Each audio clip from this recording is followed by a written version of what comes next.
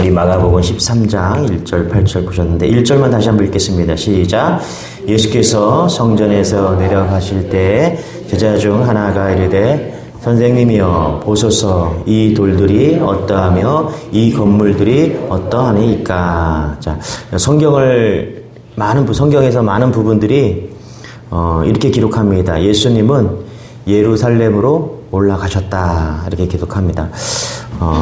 근데 이게 사실 지형적으로 예루살렘이 갈릴리보다도 더 아래에 있거든요. 그러니까 사실은 예루살렘으로 내려가셨다 이제 이렇게 해야지 맞아요. 두로와 시돈에서 예루살렘으로 내려가셨다 이렇게 기록해야지 맞아요. 근데 성경은 거의 대부분 다 예루살렘으로 올라가셨다 이렇게 기록합니다. 지형적으로 예루살렘 성전보다 아래에 있는데도 불구하고 의도적으로 성경은 예루살렘으로 올라가셨다 이렇게 기록하고 있는 것이죠. 이유가 뭘까요? 이유는 성전이 중심이라는 거예요. 지형적으로 낮은 곳에 있지만 성전에 올라갔다 이렇게 이야기를 하는 것이죠. 그런데 오늘 말씀해 보니까 성전에서 이렇게 말씀하세요. 1절에 보니까 예수께서 성전에서 나가실 때, 그렇죠? 저도 평소에 주의 깊게 보지 않았는데 오늘 보니까 예수님께서 성전에 나가셨다 이렇게 말씀을 하고 있더라는 것이죠. 어떤 의도가 있다. 성전에 대한 뭔가 메시지가 있지 않은가 이런 생각을 좀 해봅니다. 그러면서 이렇게 얘기합니다. 뭐라고 그러냐면 제자 중 하나가 이르되 선생님이여 보소서 이 돌들이 어떠하며 이 건물들이 어떠하니까. 예수님과 제자들이 성전에서 나가서 성전을 바라본 거죠. 그렇죠? 바라봤더니 제자가 성전을 보니까 너무너무 든든한 거예요. 그런데 예수님이 그 예루살렘 성전이 곧 무너질 것이다 라고 이야기를 하십니다. 제자들은 왜 이 멀쩡한 성전이 무너집니까? 그렇게 묻는 거예요. 이스라엘 백성들의 삶에서 여러분 성전보다 중요한 게 없었거든요. 성전만 있으면 뭐든지 다 될 줄 알았습니다. 그래서 솔로몬은 그토록 화려한 성전을 지었습니다. 이스라엘 백성들이 70년 포로가 생활이 끝나고 돌아와서 가장 먼저 한 일이 뭐냐면 성전을 재건하는 거였어요. 그래서 수르바벨 성전을 다시 재건을 합니다. 그리고 나서 로마 통치 때 헤롯이 화려한 성전을 지었습니다. 얼마나 화려했는지 지붕에는 황금을 깔고 그 다음에 돌 사이에는 보석을 놓아서 황홀함이 이루 말할 수 없는 그런 성전을 지은 것이죠. 얼마나 아름다운지 이 헤롯 성전을 보지 않고는, 이 예루살렘 성전을 보지 않고는 아름다운 건물들을 논하지 마라 이럴 말이 있을 정도였습니다. 요세푸스 학자에 의하면 예루살렘 성전이 재건 당시에 돌들이 무려 세로가 6m가 되고 높이가 3.6m가 되었다는 것입니다. 성전들은 완전히 대리석으로 깔았고 문은 다 구리로 만들었다는 것입니다. 그러니까 이 성전이 무너지리라는 것은 상상도 못할 일이었다는 것이죠. 이 건축이 완성되었을 때 모든 사람들이 예루살렘 성전만큼은 영원할 것이다 라고 생각을 한 것입니다. 게다가 당시에 착공한 지 50년 아직 외벽 공사가 완공도 안 될 때 무너진다고 하니까 짓기 시작해서 이제 거의 완공되지도 않았는데 예수님께서 무너진다고 하니까 이게 도대체가 믿어지지 않은 겁니다. 그런데 여러분, 그로부터 70년 후에 성전이 지어지고 나서 8년 사용하고 성전이 무너집니다. 우리 2절 같이 한번 읽어볼게요. 시작. 예수께서 이르시되 내가 이 큰 건물들을 보느냐 돌 하나도 돌 위에 남지 않고 다 무너뜨려지리라 하시니라. 그렇죠? 뭐라 그래요? 돌 하나도 돌 위에 남지 않고 다 무너지리라. 이 거대한 예루살렘 성전이 없어진다는 것 와닿지 않는 것이죠. 아마 이런 뉘앙스인 것 같아요. 인도에서 카레가 없어질 거다. 그 사람들은 인도에서는 카레가 그죠? 너무 많잖아요. 그렇죠? 프랑스에서는 예술이 없어질 거다. 이런 전주에 가면 전주 비빔밥이 있잖아요. 그렇죠? 전주 비빔밥이 없어질 거다. 미국 월스트리트 저널, 이 월스트리트 경제가 무너질 것이다. 믿기지 않는다는 것이죠. 그런데 여러분 그거 아세요? 절대 무너지지 아니라고 여기고 있는 그 무엇도 하나님이 마지막 때에 다 무너진다는 것입니다. 내가 망하는 것도 내 삶의 결론입니다. 아무리 경고를 해도 듣지 않아요. 할 수 없이 하나님께서 망하게 하는 거예요. 이 세상에 여러분 절대 무너지지 않는 것은 없습니다. 아낌없이 지은 것일수록 아낌없이 무너진다는 것을 여러분 알아야 됩니다. 여러분 질문입니다. 절대로 무너지지 아니라고 여기고 있는 것이 무엇입니까? 아낌없이 지었다가 아낌없이 무너진 나의 성전은 무엇입니까? 그래서 무너지는 은혜를 깨닫는 은혜가 있기를 소망합니다. 여러분이 무엇을 지었든 무엇이든 간에 다 무너진다는 사실 잊지 마십시오. 돈, 명예, 건강, 사랑 이 땅에 있는 것들은 남김없이 무너진다는 사실을 잊지 마십시오. 절대로 무너지지 않았던 그 성전이 무너졌던 것처럼 우리가 지금 생각하고 있는 그것이 무엇이든 간에 다 무너진다는 사실을 여러분 잊지 마십시오. 그래서 우리가 붙잡아야 될 것은 예수 그리스도밖에 없음을 믿는 여러분 되시길 바랍니다. 할렐루야. 아멘. 무너지지 않을 것이 있다. 그것이 예수 그리스도다. 오늘 그 얘기를 하고 있다는 것입니다. 그러면 왜 성전이 무너졌는가? 로마가 하나님의 뜻을 따라서 예수님의 말씀을 지키느라 성전을 무너뜨렸는가? 여러분 성경을 잘 보세요. 당시에 성전이 무너진다는 것은 믿기지 않은 그런 일이었습니다. 그런데 우리는 성경을 읽으면서 더 믿기지 않은 일을 경험해요. 그건 뭐냐 하면 예수님이 이 땅에 오셔서 공생애를 시작하면서 성전에 들어가서 성전을 뒤집어 엎었더라는 거예요. 잘 보세요. 예수님께서 성전을 건축하기 위해서 오셨는데 성전에 들어가서 성전을 엎으셨다라는 거예요. 오늘 말로 하면 예수님이 이 땅에 오셔서 고색 땅에 오셔서 다른 곳으로 간 게 아니에요. 저기 물란한 수원역으로 가서 수원역을 뒤집어 엎은 게 아니에요. 예수님께서 어디 가셨어요? 오늘 메시지 기회에 오셔서 예배 드리고 있는 우리를 엎으신 겁니다. 여러분 상상이 가십니까? 당시에 교회가 얼마나 타락했으면 그렇게 했겠냐는 거예요. 성전이 만민이 기도해야 할 집이었음에도 불구하고 장사꾼의 소굴로 변했다는 것입니다. 주님은 유대인들의 계속 죄를 언급합니다.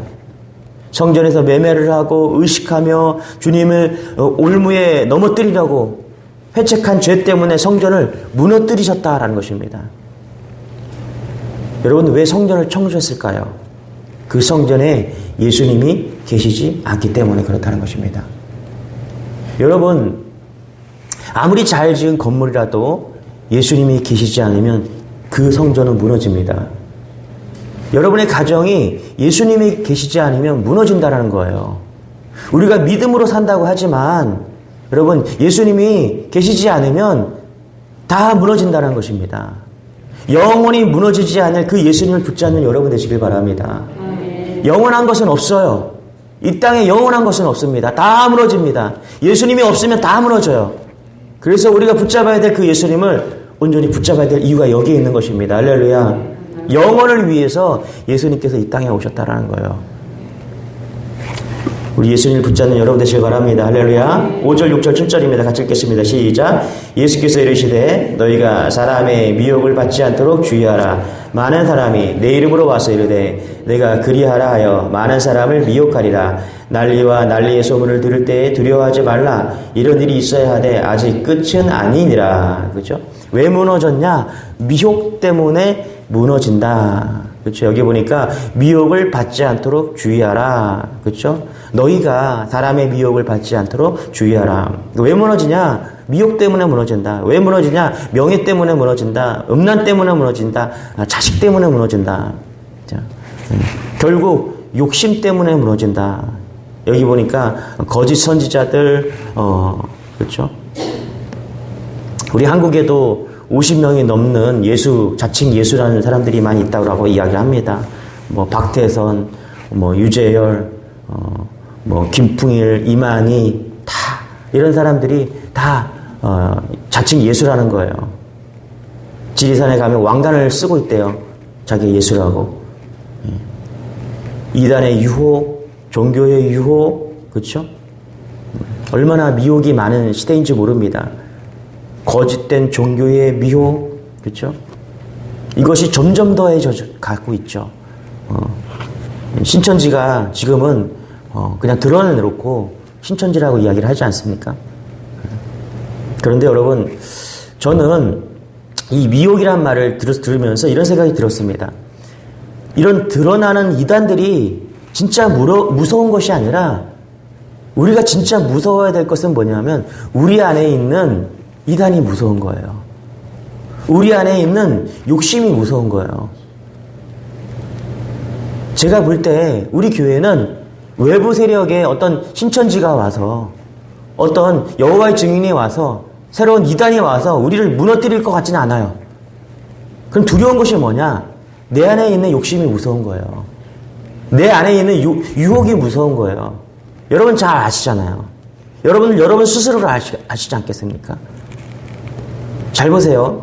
여호수아를 보면은 이스라엘 민족이 여리고성을 점령하고 상대적으로 아주 작은 아이성 점령에 실패를 합니다. 왜 그들은 쉽게 정복할 수 있는 아이성 점령에 실패했을까요? 여호수아 7장 24절 이렇게 말합니다. 여호수아가 이스라엘 모든 사람과 더불어 세라의 아들 아간을 잡고 그 은과 그 외투와 그 금덩이와 그의 아들들과 그의 딸들과 그의 소들과 그의 나귀들과 그의 양들과 그의 장막과 그에게 속한 모든 것을 이끌고 아굴 골짜기로 가서 왜 아이성을 점령하지 못했죠? 아간의 욕심 때문에 그런 거예요. 결국은 전쟁에서 무너진 것이 아니라 아간의 욕심 때문에 이스라엘이 무너진 것입니다. 사무엘하를 보면은 똑같아요. 다윗이 궁전을 거닐다가 밧세바를 본 겁니다. 그러니까 다윗이 언제 무너졌습니까? 궁전을 거닐다가 다른 모든 부하들은 전쟁에 나가 있는데 당신은 궁전을 거닐다가 밧세바를 보고 정욕 때문에 무너진 것입니다. 사무엘하 11장 2절 저녁 때에 다윗이 그의 침상에 일어나 왕궁 옥상에서 거닐다가 그곳에서 보니 한 여인이 목욕을 하는데 심히 아름다워 보이는지라. 언제 무너졌냐면 밧세바를 보는 순간 무너진 거예요. 여러분, 예수님께서 성전을 무너뜨리고 우리를 성전이라고 하십니다. 마지막 성전을 잘 지키라고 말씀하십니다. 할렐루야. 우리가 언제 성전된 우리를 지킬 수 있냐는 거예요. 우리의 마음을 지켜야 된다는 것입니다. 할렐루야. 영원히 무너지지 않을 그 예수님을 붙잡고 우리의 마음을 붙잡고 지킬 때, 우리의 신앙을 지킬 때 우리는 무너지지 않는다는 거예요. 여러분, 우리가 정신 차리고 정말 신앙으로 나아가시길 바랍니다. 우리가 우리의 성전된 우리를 지키지 않으면 여러분의 가정도 무너질 것이고요. 교회도 무너질 것입니다.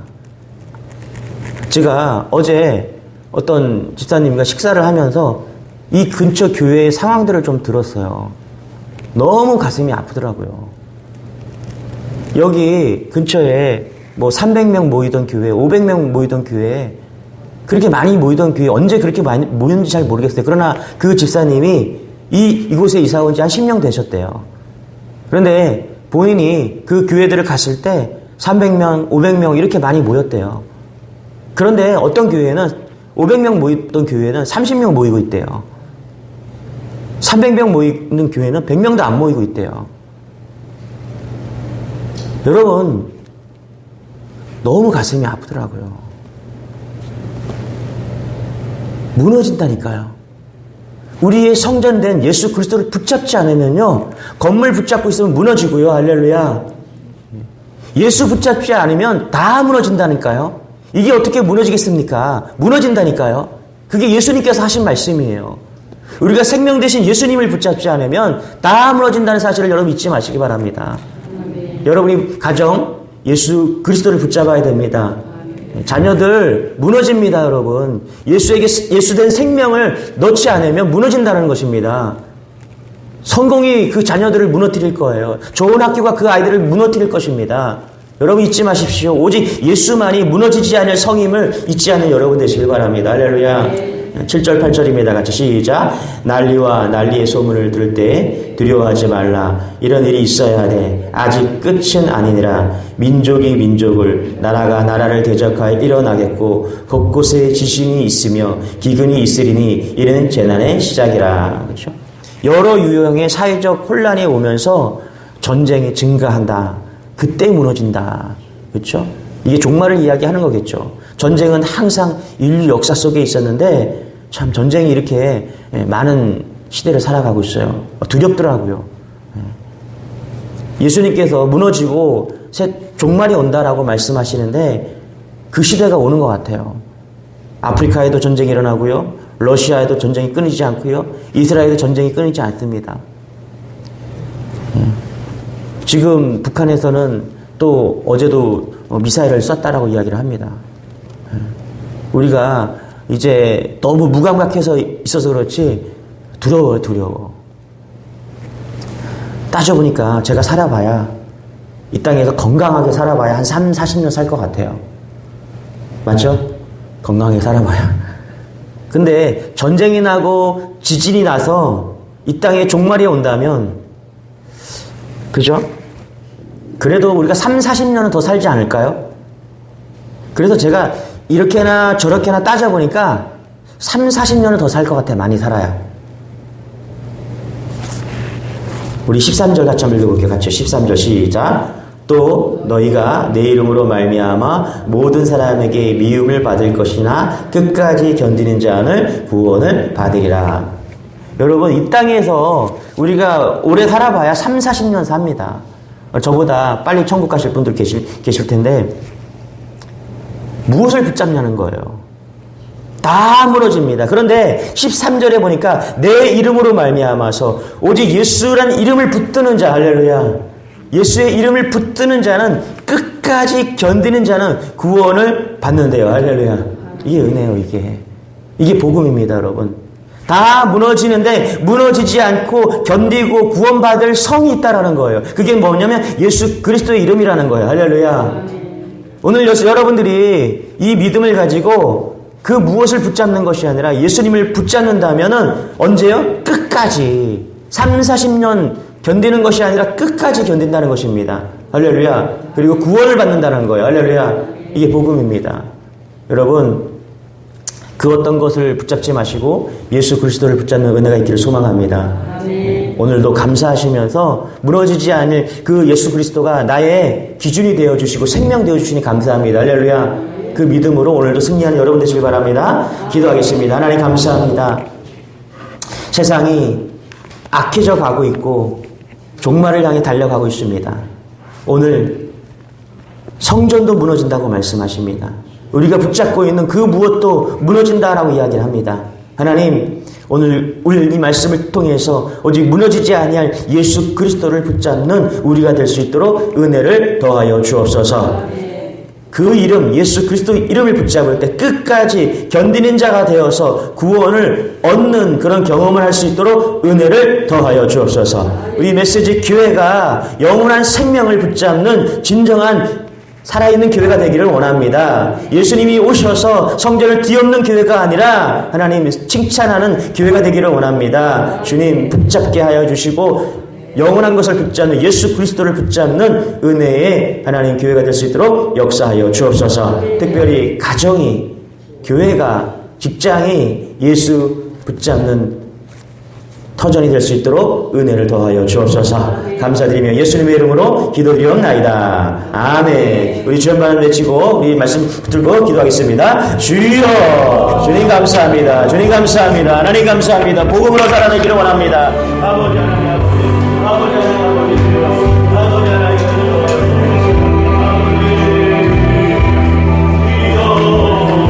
아버지 하나님, 아버지 하나님, 우리를 붙잡게 하여 주옵소서. 우리 가운데 역사하여 주옵소서.